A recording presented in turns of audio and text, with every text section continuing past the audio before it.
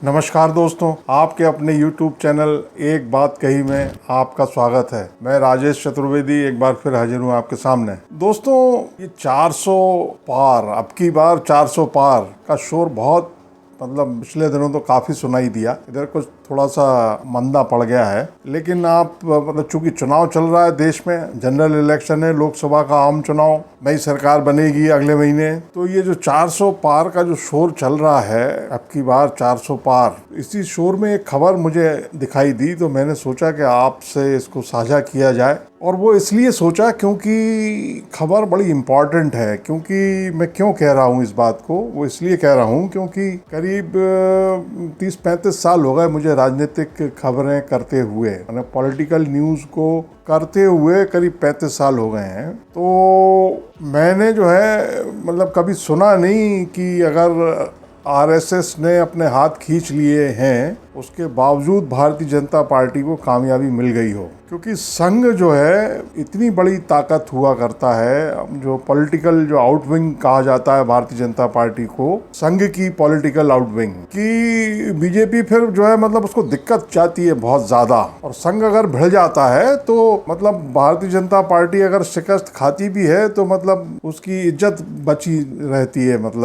हार भले ही जाए वो, मगर उसकी जो साख है वो बरकरार रहती है। तो संघ जो है बहुत बड़ी ताकत है भारतीय जनता पार्टी। तो संघ जो है बहुत माइक्रो लेवल पे काम करता है, बूथ लेवल पे काम करता है। और भारतीय जनता पार्टी का जो काडर है वो इस बात को समझता है कि संघ की जो कार्यशैली है वो कितनी मदद करती है पार्टी की या पार्टी के उम्मीदवार की। तो साहब, खबर जो एक आई आज, वो ये आई, बहुत इंपॉर्टेंट खबर है कि संघ का जो है कल है 17 मई, शुक्रवार का दिन है।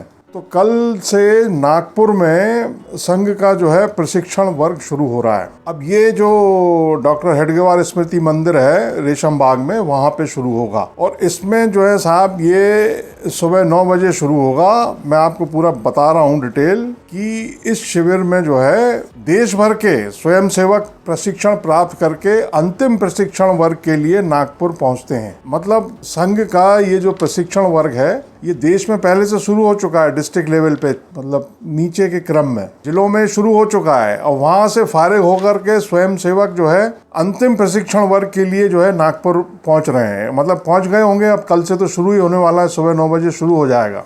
और पूरे देश भर के स्वयंसेवक पहुंचते हैं इसमें। तृतीय शिक्षा वर्ग है ये, माने वहाँ पे जो एक चैनल चलता है उसमें ये जो नागपुर पहुँच रहे हैं अखिल भारतीय प्रशिक्षण वर्ग के लिए, ये वर्ग 1 वर्ग 2 को पास करते हुए तीसरे उसमें पहुँच रहे हैं, ऐसे समझें। तो संख्या बड़ी होती है इनकी, बड़ी भारी। तो सवाल फिर वो यही कि ये जो चुनाव चल रहा है और चलते चुनाव के बीच संघ अपना ट्रेनिंग प्रोग्राम जारी रखे हुए है। स्वयं सेवकों को प्रशिक्षण का कार्यक्रम चल रहा है और पहले से चल रहा है। आप अगर पता करेंगे तो आपको मालूम चलेगा कि जिलों में और प्रदेशों में पहले से चल रहा है प्रशिक्षण वर्ग संघ का। अब ये इस साल से जो है बदलाव भी किया है संघ ने। आप ये देखिए कि इलेक्शन का ऐलान हुआ और उसके पहले ही ये सारे कार्यक्रम तय हो गए थे। भाई, संघ को भी मालूम था कि चुनाव होना है लोकसभा का और मोदी जी को प्रधानमंत्री बनना है तीसरी बार।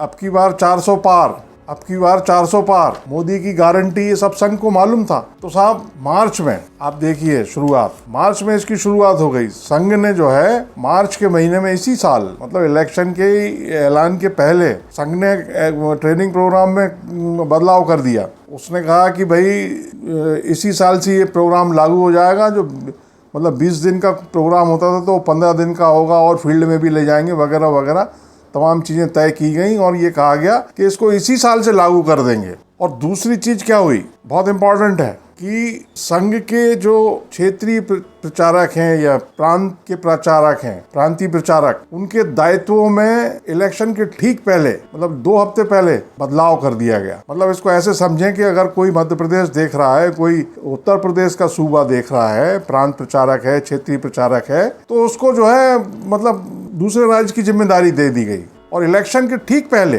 तो अब ये तो कोई भी समझ जाएगा भाई कि मतलब कोई एक अमुक व्यक्ति है, वो अगर 2 साल से 3 साल से कहीं पे तैनात है, जैसे जिलों में कप्तान होते हैं या डीएम होता है तैनात, तो वो 2-3 साल में सारी चीज़ें समझ लेता है, उसको मतलब पता लग जाता है सब, डेमोग्राफी से लेके तमाम चीज़ें, पॉलिटिकल एंगल, सारी चीज़ें मतलब जो इलेक्शन में काम आती हैं। तो साहब लेकिन इलेक्शन के ठीक पहले जो है तब्दीली कर दी गई। और फिर जो है आप ये भी देखिए कि जो सर संघचालक हैं मोहन भागवत, उनका बयान आया, वो भी इलेक्शन के ठीक मतलब महक चालू हुई थी चुनाव की। उनका बयान क्या आया कि राष्ट्रीय स्वयंसेवक संघ 2025 में मतलब अगले साल अपना जो है शताब्दी वर्ष समारोह नहीं मनाएगा। भागवत का कहना था कि भाई ये इससे अहंकार आने की संभावना है, क्योंकि कोई हमने ऐसा बड़ा काम नहीं किया है कि जिसका हम मतलब इतने जोर शोर से और शताब्दी समारोह मनाएं, तो इसकी कोई ज़रूरत नहीं है, संघ को अभी बहुत काम करना है। जबकि पिछले 1 साल से मतलब आपने भी देखा होगा, 1.5 साल से हर तरफ हल्ला कि भाई संघ जो है 2025 में अपना 100 साल हो रहे हैं उसको। 1925 में संघ की स्थापना हुई थी, डॉक्टर हेडगेवार ने स्थापना की थी संघ की, और भारतीय जनता पार्टी की सरकार है 10 साल से, मोदी जी प्रधानमंत्री हैं और उनका मतलब डंका बजी रहा है पूरी दुनिया में, पूरे जगत में, संसार में। तो ये खबरें देखने को मिल रही थी, मतलब ये कि भाई संघ तैयारी कर रहा है और बड़े पैमाने पे मनाया जाएगा, जलसा होगा, आयोजन होंगे जगह जगह वगैरह वगैरह। मगर भागवत जी ने एक झटके में अनाउंस कर दिया कि संघ जो है ऐसा कोई समारोह नहीं मनाएगा, शताब्दी वर्ष समारोह की कोई जरूरत ही नहीं है, ये भी इलेक्शन के पहले हुई। तो ये जो सब खबरें आई, तो फिर ये खबर भी आई कि भाई संघ का इस चुनाव में, ये जो चुनाव चल रहा है जिसके 4 चरण पूरे हो चुके हैं और 3 अभी बाकी हैं, तो संघ ठंडा क्यों है, संघ ठंडा क्यों है। तो साहब जब ये खबरें मतलब चली तो फिर पता किया, कुछ लोगों से बात की,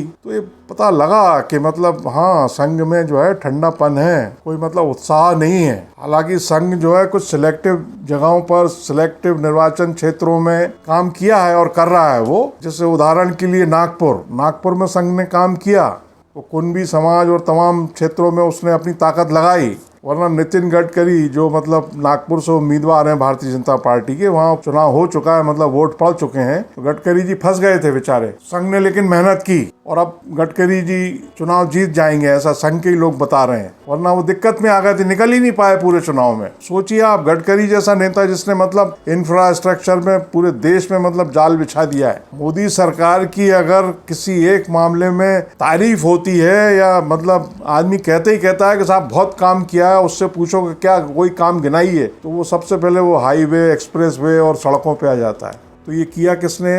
ये गडकरी के मंत्रालय ने किया है, गडकरी जी ने किया है। वही गडकरी जी फंसे हुए थे, संघ ने काम किया वहाँ।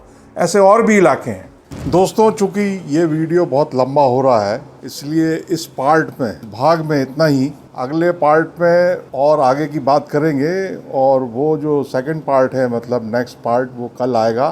तो आपसे आग्रह है कि उसको ज़रूर देखें, उसको भूलें नहीं देखना, और इस वीडियो को लाइक करें, शेयर करें, और अगर चैनल सब्सक्राइब ना किए हो तो सब्सक्राइब कर लें, इससे हौसला बहुत बढ़ता है। नमस्कार।